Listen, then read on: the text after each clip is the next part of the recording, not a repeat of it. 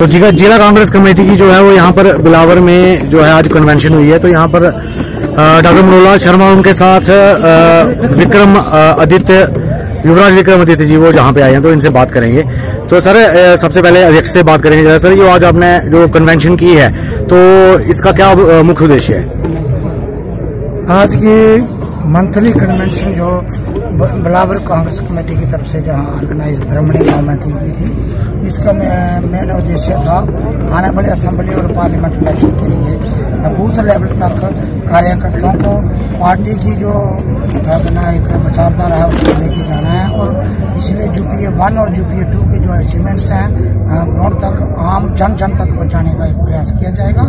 और मोदी जी की अगुवाई में केंद्र में जो सरकार है एनडीए की और रियासत जम्मू कश्मीर में बीजेपी पीडीपी की सरकार रही, जहाँ आज सरकार है जो राष्ट्रपति शासन के माध्यम से बीजेपी जो सरकार चला रही है, उसकी जो विफलताएं रही हैं, फेलियर्स रहे हैं, एंटी पीपल जो पॉलिसीज रही हैं, एंटी यूथ जो पॉलिसीज रही है, किसानों की बदहाली हो रही है और जो गांव में राशन पानी बिजली की व्यवस्था उन्होंने धर्म भरम कर दिया और हॉस्पिटल जो हेल्थ व्यवस्था को उन्होंने बड़े गहरी चोट पहुंचाई है। सभी चीजों को देखते हुए डेली बेसिस की जो सैलरी 60 महीने से भी मिली है, नरेगा की पेमेंट इन करोड़ में हर ब्लॉक में पेंडिंग है और जो सरकारी दफ्तर हैं वहाँ ऑफिसर्स की अटेंडेंस बहुत कम है। ब्लॉक 4 ब्लॉक में एक ब्लॉक डेवलपमेंट ऑफिसर है, 2 3 तहसील में एक तहसीलदार लगाया। तो कहीं लगता है सरकार नाम की चीज कहीं ग्राउंड में दिखती नहीं है।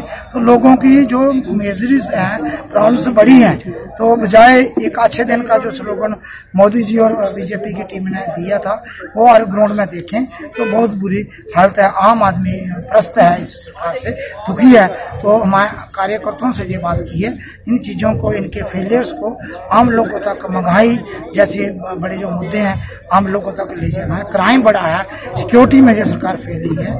रियासत जम्मू कश्मीर के तीनों सूबों में फुल प्रूफ सिक्योरिटी देने में सरकार फेल रही है। जम्मू में भी ब्लास्ट हो रहे हैं, कल एयरपोर्ट में विस्फोटक मटेरियल मिला है। तो हर मरहले में सरकार फेल रही है, उसके बावजूद भी सरकार शनाइयां बजा रही है और मीडिया और एडवर्टाइजमेंट एजेंसी के माध्यम से अपने बलबला दिखाने की कोशिश कर रही है। और इसलिए हम चाहते हैं, हम लोगों को से हमने बात की है, लोगों ने बड़ा एक इनका फेलियर दिखाया और उन चीजों को हम बूथ तक ले जाने का प्रयास आज की मीटिंग के माध्यम से किया। सर एक क्वेश्चन पूछेंगे युवराज विक्रम जी से।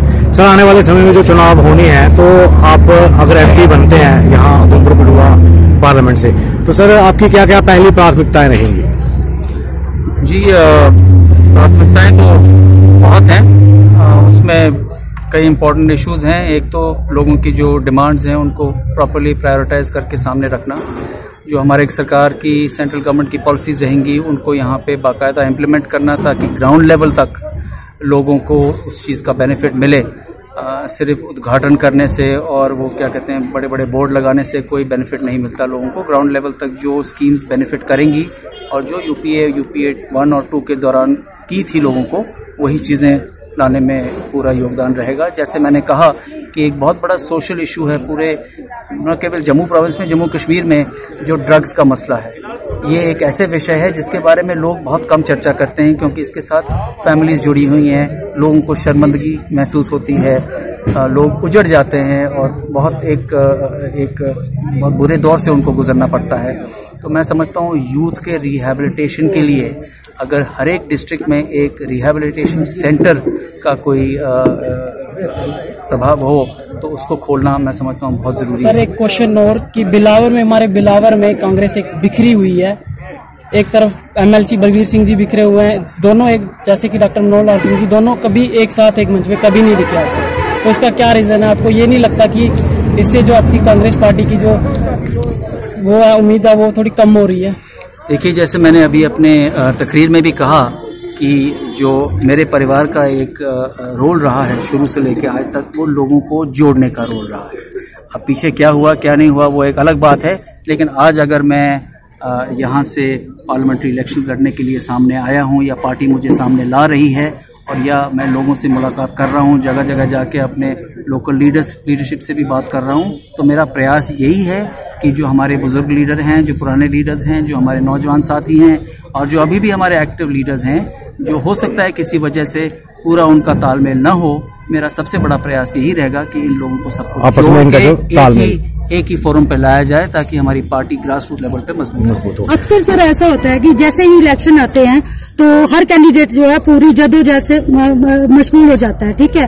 लेकिन क्या होता है, जब जैसे ही सीट मिलती है, जैसे ही कुर्सी मिलती है, तो सब ये हमारे पहाड़ी क्षेत्र को इग्नोर किया जाता है। जैसे कि हमारे MP भारी बहुमत से लोगों ने यहाँ से जिता के भेजा, लेकिन वो भी जैसे निर्मल सिंह और उनके भी मतभेद रहे हैं, ठीक है, तो वो भी यहाँ बिलावर की तरफ उन्होंने भी कम रुख किया, उनको भी दिल्ली ज्यादा रास आई। तो सर अगर आपको यहाँ से लोग अब MP बना के भेजते हैं तो सर क्या आप भी नहीं, ये आपने बहुत अच्छी बात करी। मैं तो कैंडिडेट भी पहली दफा बन रहा हूँ चुनाव के लिए, और अगर भगवान का आशीर्वाद रहा, हमारे लोगों का साथ रहा, तो MP भी पहली दफा बनूंगा। तो ये चीज तो यहाँ की पब्लिक जज करेगी मेरे MP बनने के बाद। जहां तक रहा failures of doctor Jitendra Singh ji या डॉक्टर निर्मल सिंह जी या लोकल पार्टी काडर, ये भी आज लोग सब जानते हैं, ये पूरे बुरी तरह से एक्सपोज हो चुके हैं और सब जानते हैं कि उन्होंने क्या वायदे आवाम के साथ किए, क्या क्या उनमें से झूठे वायदे निकले, क्या क्या सच्चे निकले और कहां तक वो लोग कामयाब हुए हैं। आज की पब्लिक जो है ये आने वाले चुनाव में इस चीज का डिसीजन लेगी और आपके सामने रखेगी। सरदार उधमपुर रोड 150 किलोमीटर का ये एरिया है, इसके अंदर 6 विधानसभा क्षेत्र आते हैं, लेकिन आज तक मतलब भाजपा की सरकार में एक भी नया प्रोजेक्ट यहाँ पे नहीं आया। तो अगर आप यहाँ से जीत के जाते हैं तो आप यहाँ पे कोई प्रोजेक्ट, बिल्कुल, ये तो बहुत अफसोस की बात है कि हमारे डिप्टी CM यहाँ से रहे, 5 आपके विधायक मिनिस्टर बन के यहाँ से गए और तब भी इस इलाके की डेवलपमेंट नहीं हो पाई। ये बहुत अफसोस की बात है। इस एरिया को प्रायोरिटी में लिया जाएगा, स्पेशली जो इस रोड का आपने जिक्र किया है, यहाँ पे टूरिज्म पोटेंशियल भी बहुत है, इतना सारा कुछ यहाँ पे डेवलप किया जा सकता है, तो इस चीज को हम बिल्कुल प्रायोरिटी में लेंगे। ठीक है सर। जहाँ के जो प्रोजेक्ट थे ना पहले वो बंद कर दिया। सुगराला माता का टूरिज्म का गवर्नमेंट ऑफ इंडिया प्रोजेक्ट वो भी बंद कर। सर MLC भी कोई नहीं मिला है इस एरिया को, MLC भी नहीं। 11 MLC जम्मू से, 11 MLC जम्मू से और यहाँ से उधमपुर, डोडा और कठुआ से, यहाँ से 17 में से 13 सीटें इंक्लूडिंग पवन गुप्ता, ठीक है, और 20 में से 13 जम्मू से, 60-40 की रेशो। लेकिन MLC वहाँ पे 11 और यहाँ पे कोई भी नहीं, यहाँ पे भी डिस्क्रिमिनेशन है। ये बहुत अफसोस की बात है, इस चीज को हम पूरी तरह से दूर करने की कोशिश कर रहे हैं। इंटरनल मामला है, जो प्रोजेक्ट हमने शुरू किए थे वो प्रोजेक्ट अगर ये कंप्लीट करते तो वही बहुत बड़े थे। जैसे टूरिज्म का प्रोजेक्ट था, माता सुगराला माता का, दादा सुंदरी का था, ये कम से कम 30 प्रोजेक्ट है इरिगेशन के, गवर्नमेंट ऑफ इंडिया के फंडेड प्रोजेक्ट थे। ये धर्मणी गांव में आप देखिए, एक वीडियो जरूर लगाना, 100% ये लिफ्ट इरिगेशन कंप्लीट हुआ है। 3 करोड़ का प्रोजेक्ट है। पिछले 5 साल के इसका फीता में काट के इसको सोच नहीं लगा पाई। हमने इसको चालू किया था, इन्हें 5 साल से इसके बंद रखा है। इन गाँव से भी लोग पूछ लिए, इसलिए ये लोगों के विकास के लिए इनका कोई संबंध नहीं है। ये स्लोगन और TV रेडियो में देखते हैं, ग्राउंड में लोगों की समस्या से इनको कोई लेन देन नहीं। तो एक दिवसीय सम्मेलन में पूर्व डिप्टी स्पीकर गुलाम हैदर मलिक भी आए हैं, इनसे भी बात करेंगे। तो मलिक साहब, आपने दोबारा कांग्रेस ज्वाइन कर ली है, तो क्या इस बार टिकट आपको मिलेगी?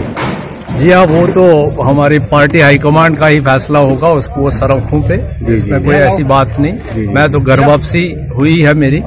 मैं तो पहले मेरे फोर फादर से ही हम कांग्रेसी थे, लेकिन कांग्रेस के गलत फैसलों से कुछ हमें दरार हुई थी, तो आज फिर वापस आए हैं और हम मिलजुल के इस इलाके की सभी खिदमत करेंगे। इसमें कोई कसर नहीं। हाँ, तो इनके साथ पूर्व विधायक हीरानगर प्रेमलाल जी भी यहाँ मौजूद हैं। सर, ये आज आपने यहाँ पे कन्वेंशन देखी है, बिलावर असेंबली में जो कांग्रेस की पकड़ है, पर हीरानगर में अगर देखा जाए तो पकड़ कम है, इसका क्या कारण है? ऐसी बात नहीं है। एक्चुअली हीरानगर में इस बार कांग्रेस आएगी, बड़े जोर शोर से आएगी और काफी मेहनत है। एक्चुअली कुछ होती है बातें, लेकिन लगता है कि सब ठीक हो जाएगा। बहुत बढ़िया रहेगा। धन्यवाद। तो इस कन्वेंशन में कई जो नेता हैं वो यहाँ पर पहुंचे हैं, तो धन्यवाद।